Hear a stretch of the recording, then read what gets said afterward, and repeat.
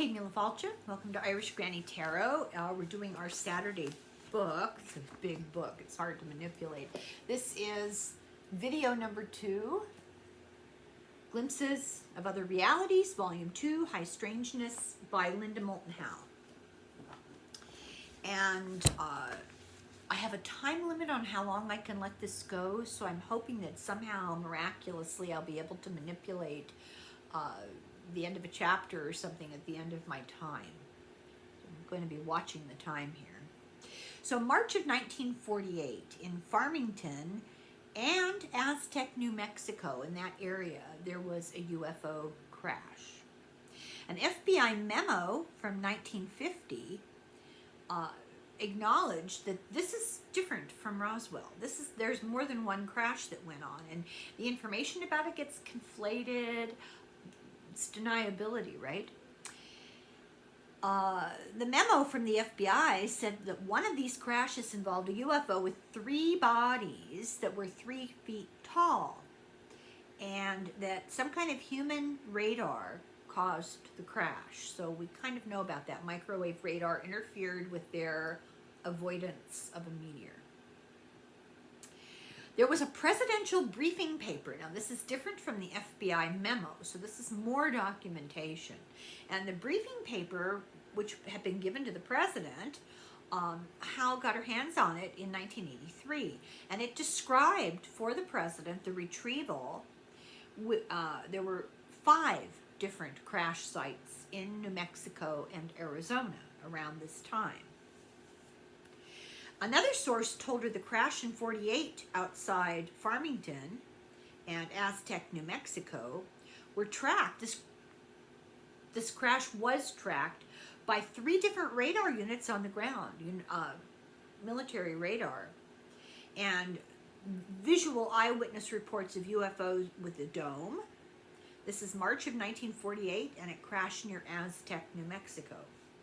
In 1991, an 18-page document was received by Howe about the Farmington crash, that there were dead ETs, allegedly, that Farmington and Aztec, New Mexico are right next to each other with some desert in between, so it could have been the same event.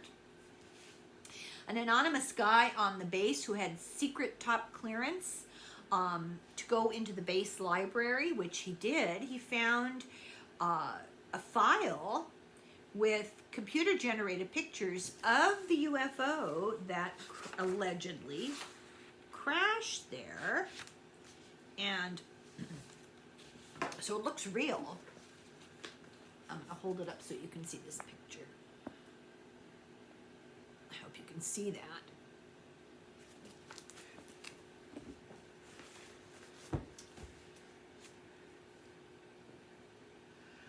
It had portholes, but they didn't have glass. One of them had a pencil-sized hole in it, and they still couldn't break it. They couldn't break into it. There was no door. There were no seams for a door. So while they were fussing with this porthole, a previously invisible door popped open on it. This was a lightweight craft. 2 men could fit inside of it. It moved too fast to track on radar, but eyes could follow it. I mean, they saw that there was something go by real fast, but they couldn't keep up with it. So it indicates the presence, but not being able to follow the path. And their eyeballs couldn't even follow it. It contained humanoids that were about 4 feet tall. They were charred. The cloth wasn't burned on their bodies, and it had it was studied, and it had the tensile strength of 800 pounds. That was a piece of flight suit that they had. And there was no obvious propulsion system. They knew that it was traveling fast, and because there was no place for food, and there was no place for a bathroom. I laugh at that because that's making a lot of assumptions, that they would need food. We've heard about entities that live on light, or that they would need bathrooms. Who knew? Maybe they eliminate as through their pores. Let's put it that way. Gas through their pores. There was rumor of a magnetic fault in the area that caused the crash. So once again, that's brought up by a separate source. And there's talk about there being a naturally occurring magnetic anomaly in this area, which is a big problem for UFOs because they use the magnetic lines of the Earth for their anti-gravity propulsion. On the anniversary of the crash, there were hundreds of UFOs, like the next year, hundreds of UFOs were sighted flying over, and it was in the newspaper. It was referred to as an armada. I won't even bother, I won't show it to you, it's just a newspaper that says, huge saucer armada jolts Farmington. And logical question was, is this some kind of tribute or a show of force? Hey, remember us? I don't know. The government feared public panic, and it feared a breakdown in military-industrial complex. It feared losing all the neat access, isolated single access to the technology. So as they worked on alien technology, UFOs would fly over. They were trying to fly things, the military, these corporations that were working with them, and they'd be experimenting, and UFOs would fly over, keeping an eye on them. An eyewitness account of a 16mm film exists. This film was labeled Roswell, pre-1960. So there's a guy called Peter Bostrom, and his job is he creates casting of archaeological artifacts. Who knew that was a job? And he says that today's eyewitnesses reporting on UFOs were like a primitive culture seeing airplanes for the first time. We practically revere them, you know. He gave Linda Howe an audio of the conversations that he had with permission in 1996 with a former Air Force soldier that they give an alias, Reed. So Reed, this former Air Force soldier, reported on tape to this archaeology guy what he had seen.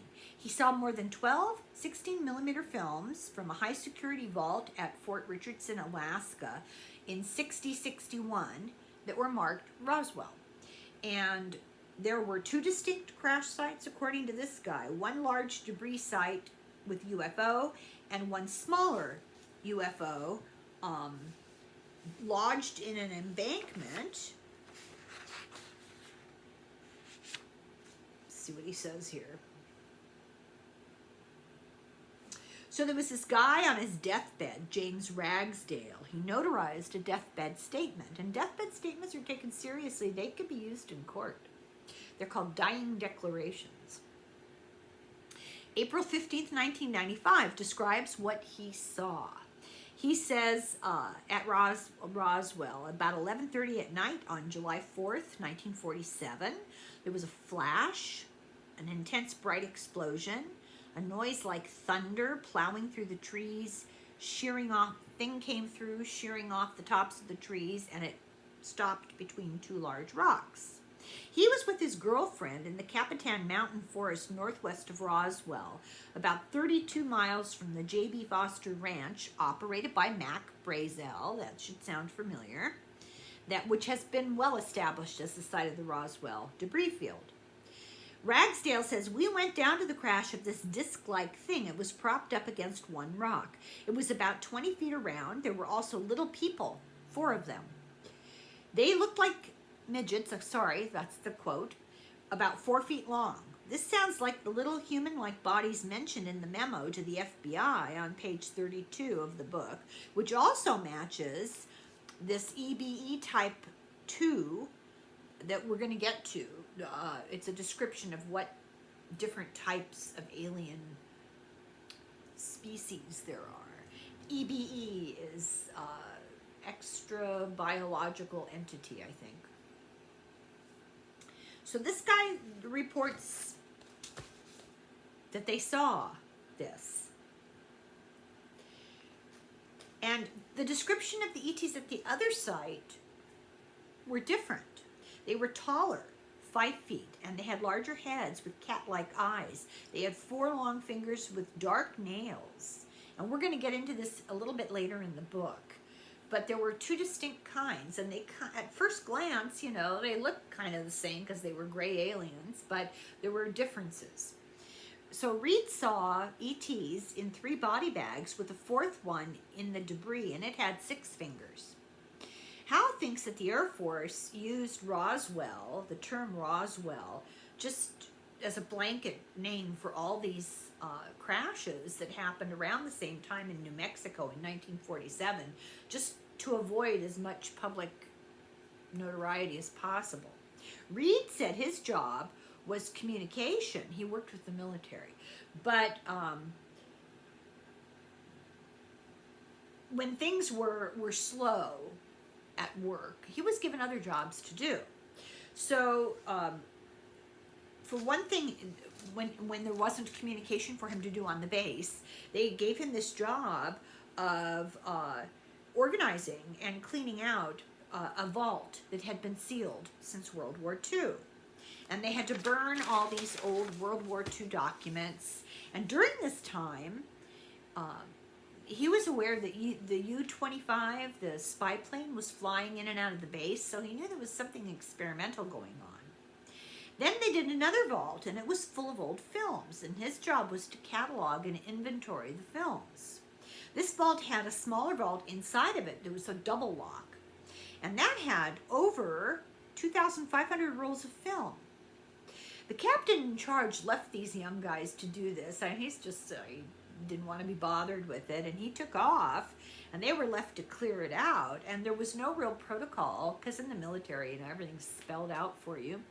And Reed says that the captain must not have really known what was on the films. He probably thought it was innocuous. So in 1960, when this was happening, when this vault was being cleaned out, Reed was 20. He was a kid. And he was clueless. He says, I was just clueless. So the young guys, they got done early, and they had to hang out, wait for the captain to come back and give them orders. And to kill time, they decided to watch the films. So they were black and white, and they were taken with a handheld camera, and they were of the UFO crash field. Imagine what they thought, right?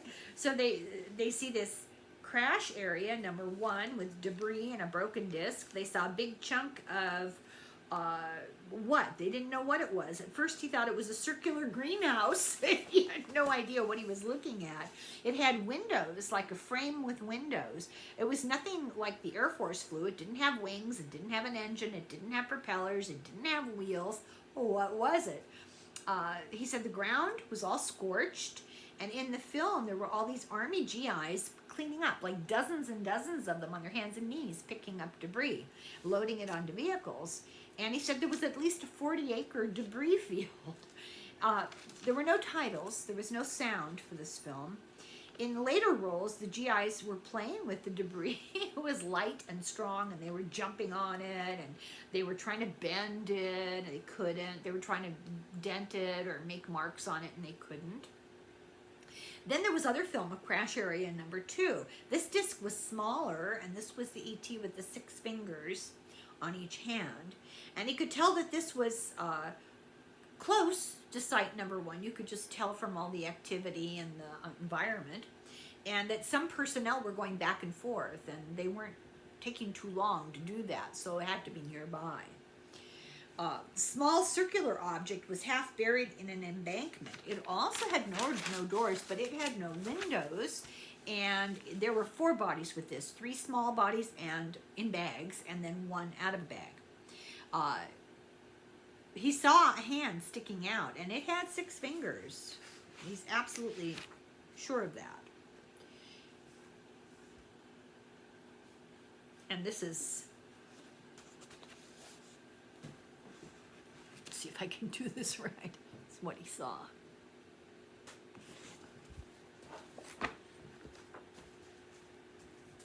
So one guy who was watching said he saw an ambulance and thought the ambulance took something away.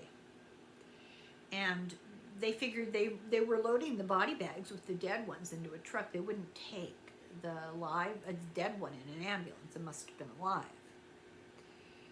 The canister was written on it, said Signal Corps with a serial number. So it had not been edited yet. It was raw footage.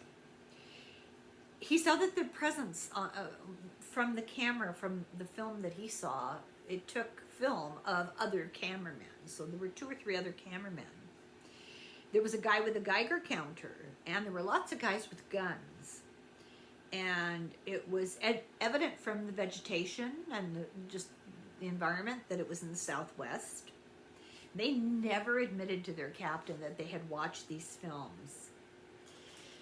Just kept it quiet. So now we're going to talk about a dissection, an autopsy film from 1995 that was shown on television of a 6-fingered, 6-toed being. In May of 95, about 100 people were shown a screening at the Museum of London. A guy named Ray Santilli was a film producer. He made music videos, and he claimed he had an old black and white 16mm film that had been made by a U.S. Air Force cameraman, J.B., of the flying saucer crash and an autopsy in New Mexico in 1947. This guy, J.B., had been assigned to film all of this by the military. And how did he get a hold of this to show it at the museum? So Santilli was negotiating the purchase of old Army Elvis Presley films when he was in the Army, and they were obsessively filming him. The military had these films, and Santilli was a music producer, and he wanted to buy these films for a music video. And he was told, saw an advertising that these things existed, and he was told by the very elderly J.B. that he had a film of a crash site. Not only do I have Elvis Presley, but I got something better. I have film of a crash site and an alien autopsy at my home in Florida. So Santilli went to Florida, took one look at it, and bought it. And it was broadcast in September of 1995 by Fox, because of course it was, and by Channel 4 in London. And the critics of this thing were really angry that J.B., the military cameraman, remained anonymous. He was worried about protecting his family, and he wanted his granddaughter to get the $150,000 for the production of the film, for the advertising money from the film. And so he was withholding more information to negotiate that he would get the money. So there's this huge controversy. I missed out on all this. I didn't have a TV then, so I really missed out on it. There were Hollywood special effects. The controversy said that it was genetically not a human, or that there was something, it was a human but it was abnormal. Doctors who saw it said it looked real, but it didn't look real human. It looked real, but it had organs that were not human or animal that they could recognize. By July of 95, Santilli, the music video guy, he got the recorded statement of J.B., the military guy. So this is the transcript, and this is called Operation Anvil. This is the Roswell incident, Operation Anvil. And Santilli was confused himself. He confused Socorro, New Mexico and Roswell, New Mexico, because he didn't know that there was more than one event, and he conflated in his head. So they cleared that up later. But in this narrative, it's a little confused. So the cameraman's story is that he served in the military from 42 to 52, and he got in despite having had childhood polio because he was trained in camera work and film development by his dad as a kid, and they needed somebody. So he was one of the few dedicated cameramen during the war, and he was sent to many difficult places during the war, he said. In 44, he was put in intelligence, and he filmed everything that happened, well, lots of stuff that happened at the Manhattan Project, at the Trinity site, and at White Sands. In 47, he was sent to a crash site in Socorro, New Mexico, and filmed all of it. He had access to everything, and he never left. He was one of the last people to leave, so he filmed the whole thing until the debris field was gone, from start to finish. And he was ordered directly by General McMullen and General Spatz, and he was told, don't worry your pretty little heads, a crash of a Russian spy plane, but, you know, come on. So he flew there with about 16 mostly medical officers, and they stopped to pick up more men and stuff at Wright-Patterson, and then they got to Roswell. And obviously, he said the minute he got off the plane, this is no Russian spy plane we're looking at. It was a flying saucer on its back with heat radiating from the ground around it. And then what he describes as freak creatures. This is an old guy from the military, right? Freak creatures were lying beside the saucer screaming. And he said they were circus freaks that had no business being here. So, this guy's full of the milk of human kindness. Creatures with no business being here each had hold of a box which they kept hold of in both arms close to their chest. This is terrible. They just lay there crying, holding the boxes. And this implies that all four creatures were alive at the time. By 6 a.m., he set up his tent, got all his equipment ready. By 6 a.m., it was deemed safe to get close, so the temperature had gone down. And he was already filming. As GIs approached, the ETs screamed louder. They were protecting these boxes. One of the soldiers pried a box loose with a firm strike to the head of the freak with the butt of a rifle, quote unquote. One was obviously dead at this point, and 3 others were dragged away and tied up with rope and tape. No wonder aliens don't want to deal with this. They seemed injured, and the medical officer was reluctant to approach them. So the debris included exterior struts that supported the small disc on the underside, so like legs, kind of. And they must have snapped off when the saucer flipped over. The dead alien was put in a truck on ice, and after 3 days, they decided to move the UFO inside.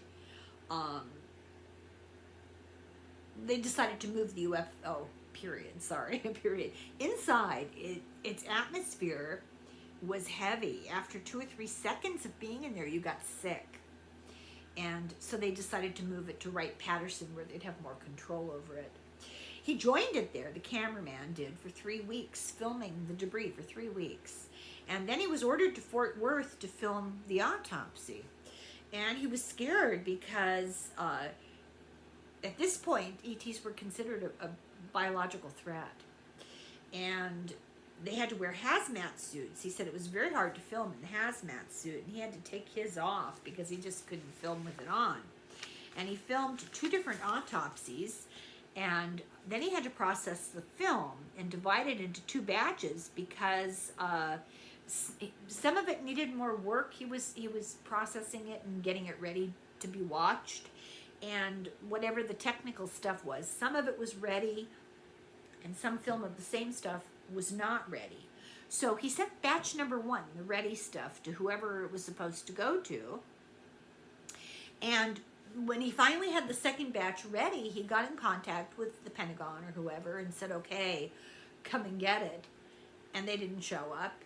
And he contacted them several times, and they never showed up. And that's how he ended up in possession of this stuff. He called many times. They never came, and he just gave up.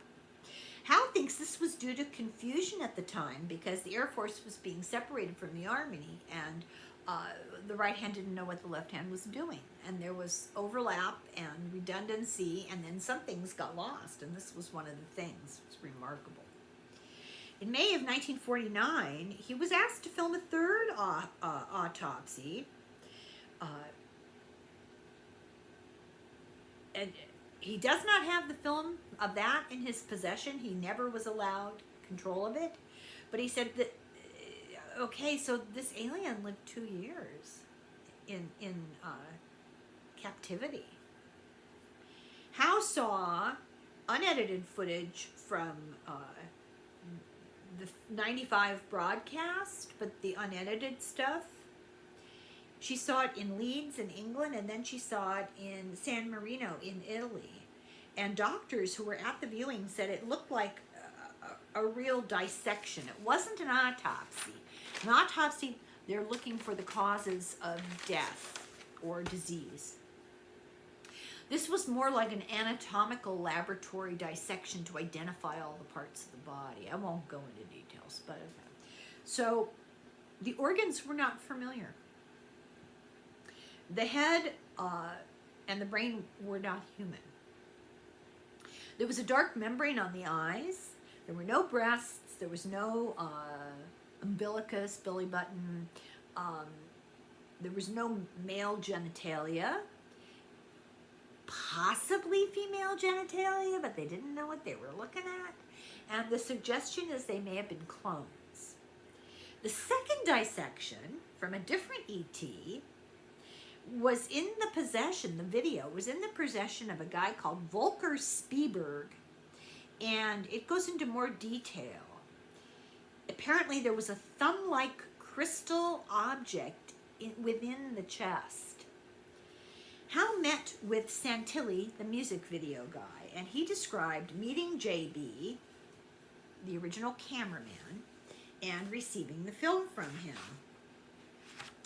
He said, I didn't know what I was getting into. I had no experience dealing with the UFO community. I come from the very commercial world of music and video. I didn't know what Sirocco was, he said. He's mispronouncing Socorro, New Mexico. All I heard about was Roswell, and that's what I thought he was talking about, and that's what I later told people I had with Truman in the window at the autopsy, because that's who he said was definitely there for one of the autopsies. They've got it on video. In fact, one of the canisters we have, we can see the name Truman and a real number on the canister, but unfortunately, we weren't able to process that piece of film because it was all stuck together and deteriorated too much. On the film canister labeled the word Truman, there's also a stamped eagle holding spears. They're fasci, they're not spears. Inside a circle that's similar to the current logo for the Central Intelligence Agency that evolved from the OSS. In September of 47, Truman signed the National Security Act that produced the National Security Council and the CIA. So the first head of the CIA, Navy Admiral Roscoe Hillenkoetter, was the head of the alleged MJ-12, that special studies group assigned by Truman to study the UFO phenomenon. So he says that this cameraman claimed that 3 were alive and 1 was injured. 3 were alive, 1 was injured, and 2 were okay. Number 4 was dead. So there were 4 in all. 1 dead, 1 injured, and 2 okay. 3 dissections were filmed. So there's still an unaccounted for film. And the question is, did this alien survive a lot longer? She got an anonymous call, and it's on the radio. Let's see here, little notes to myself that I don't even remember making.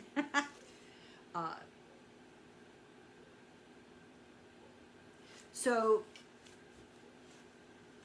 the guy that made the anonymous call told her the government made contact in 1949 when they returned the alien that survived. So apparently, of those 4, 1 was still alive in 1949, and they let it go back into outer space or wherever. And there's a picture, which is really strange.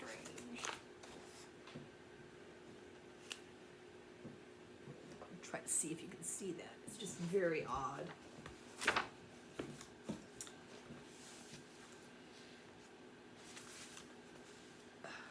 Okay. And There were panels. Oh, there's more pictures. I'm not going to show you these pictures. They're gross. They're like dissected aliens. You'll have to get the book.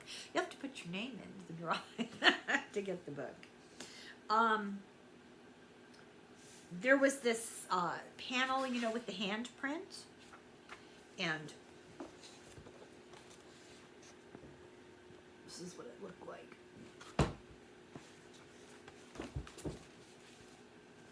6 fingers. They also had an I-beam with symbols like Greek writing.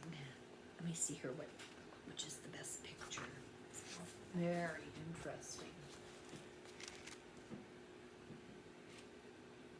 I can't see. If I get it to where you can see it, I can't see if it's good. There we go.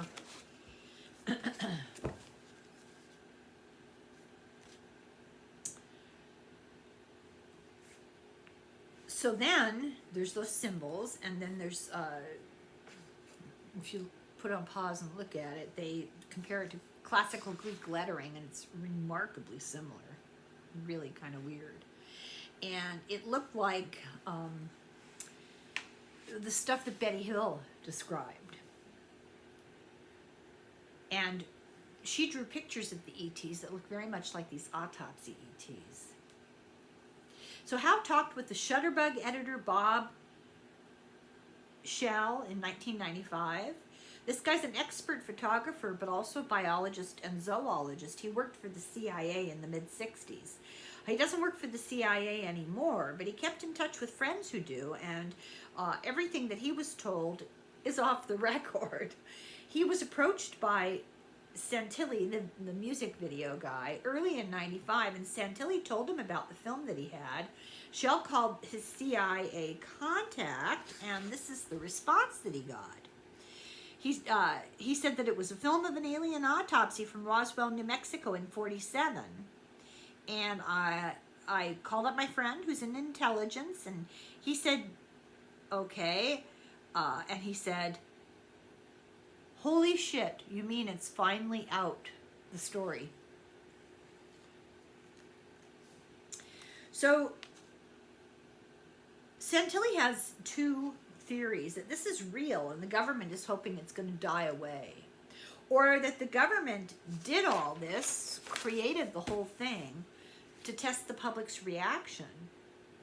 And he suspects that this all got released unexpectedly. They didn't know that JB had these films, or, you know, his life would have been threatened.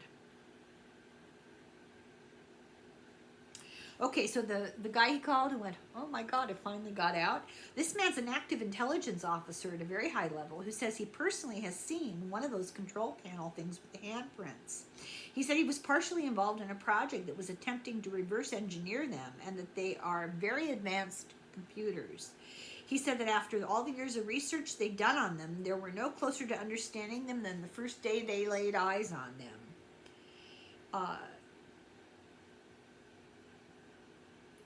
The panels, he said, were neuron-based computers.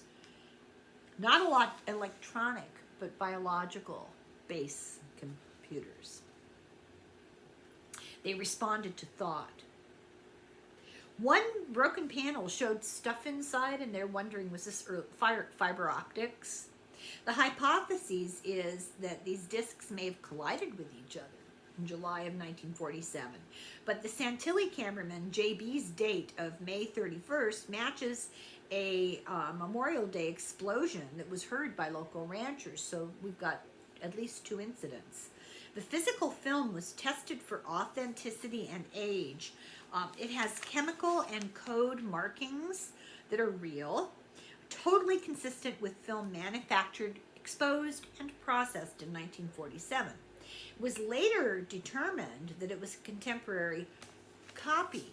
Where is the original? In '95, during this controversy, a new film showed up on the World Wide Web. This is how long ago this book was written, from Hong Kong, that showed an alien with 4 fingers.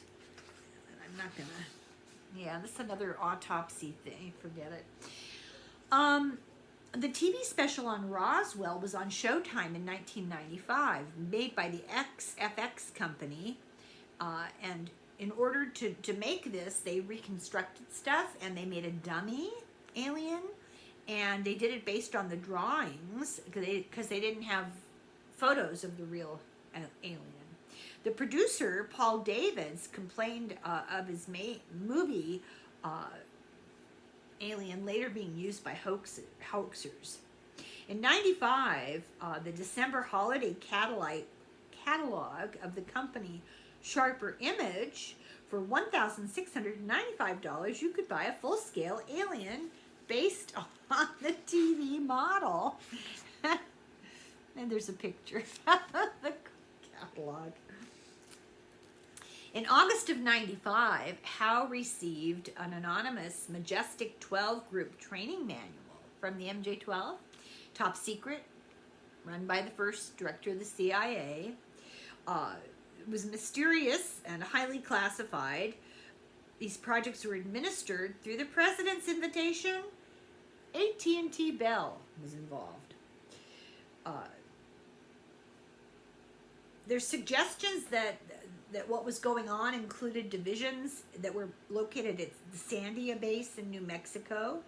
And this is a group that's involved in nuclear weapon development. They were also involved in this alien technology stuff, allegedly. It's all very mysterious. And there's a copy of the manual in the appendix. So, about the ETs, they call them EBEs, extraterrestrial biological entities, and there are different types. Go through the types, and then I'm going to end this today. So type 1 is a humanoid, which she says might be taken for somebody who is Asian at a distance because of the eyes. Bipedal, 5 feet to 5 feet 4 inches tall, 80 to 100 pounds. A larger head, rounder. The skin is pale and chalky yellow, thick and pebbled, like a expensive leather bag you can get, it's pebbled. The eyes are small and wide set. They're almond shaped. They're brownish black with very large pupils. The whites of the eyes are not white, they're gray.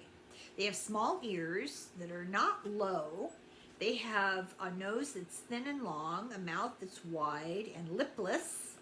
They have no facial hair, very little body hair, only under their arms and groin, like not on the tops of their arms, not on their legs or anywhere else.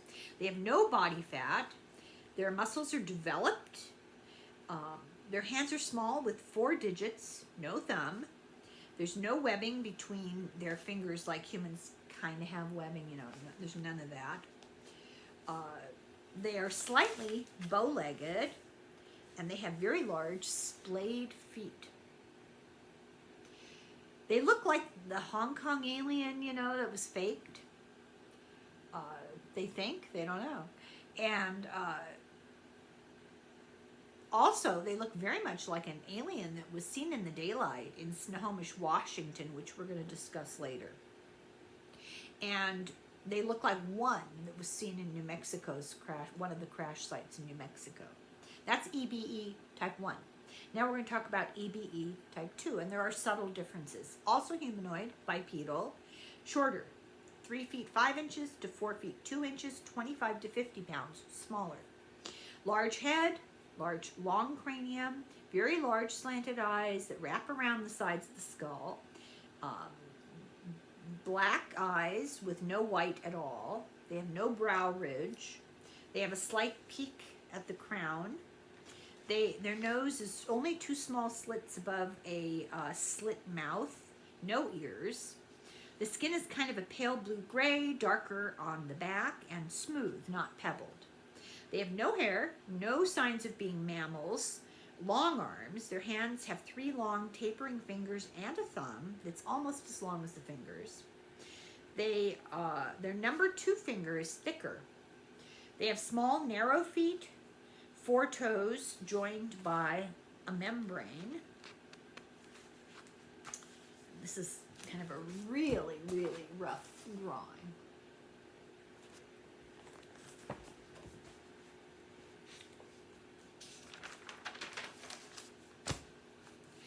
manual says that they seem certain that they did not evolve on Earth. They may have originated on 2 different planets, these 2 different EBE types. This is the military manual is talking about this.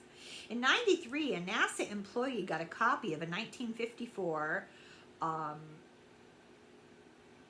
manual, training manual from World War I, and it's oh no, I'm sorry, not World War I. I misread my abbreviations. Wisconsin. Never mind.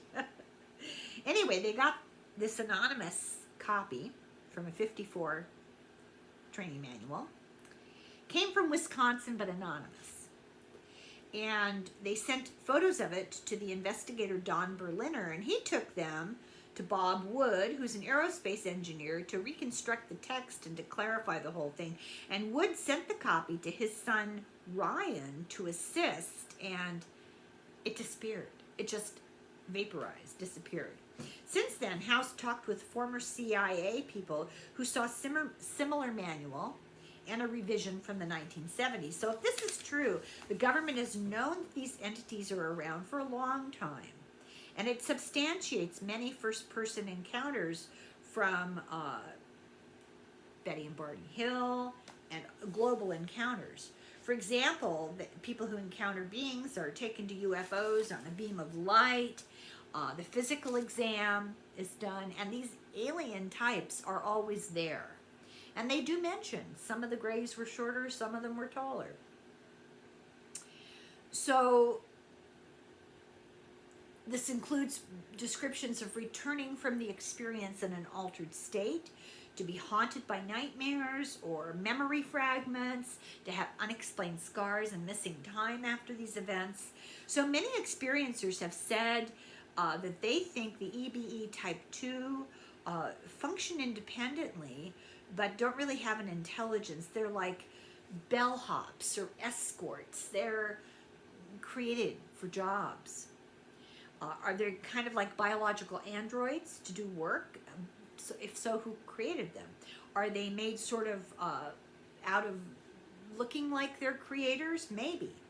Do they work for the other? Do the smaller ones work for the bigger ones? Kind of made in their own image, but not really? And we're going to discuss that more in this book. And from the manual, there's no discussion of mutilations or sightings of UFOs or abductions. And it actually says in this manual, it's not definitely known where either type of creature originated. It seems certain they did not evolve on Earth. It is further evident, although not certain, they may have originated on 2 different planets. And then, where did that go? There are few indications these objects and their builders, the UFOs and their builders, pose a direct threat to the security of the United States, despite the uncertainty as to their ultimate motives in coming here. And I'm not going to read you all of these quotations from the manual, but suffice it to say, there's debate about where did the manual come from, who was it written by, who saw these things and who didn't see them. There's just all this uncertainty, all this debate, and totally not agreement or indisputable verification, but just an overwhelming amount of information. This manual also designates a division of the military that has the sole authority to deal with live ETs. So it sounds like there's a lack of accountability. There's complete autonomy in different branches, different divisions. It's okay to keep the secret from the public that this is real and ongoing, too. That's definitely the message in this manual. The government's trying to get UFOs and back-engineer their technology and at the same time keep it a complete secret. So does this explain accounts of men in black.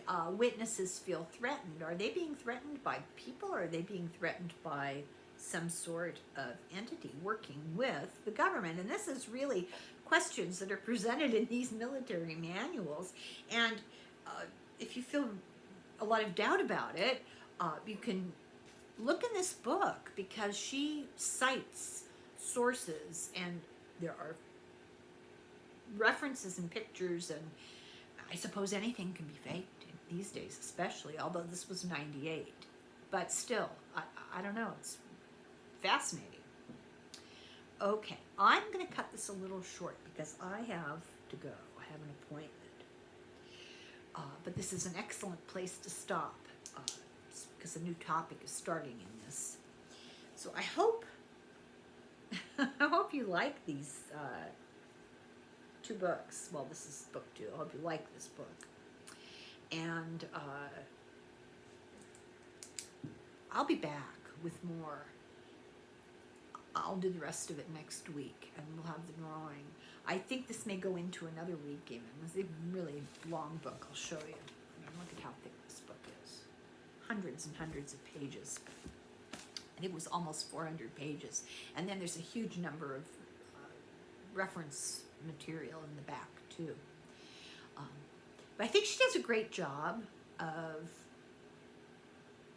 bringing everything together and showing the connections, and really does a good job of documenting the reluctance of people who know about it to let everybody else know about it. It's just mind-boggling. So if you have questions for the cards, please put them in the comments, and I might actually have time to answer comments this weekend.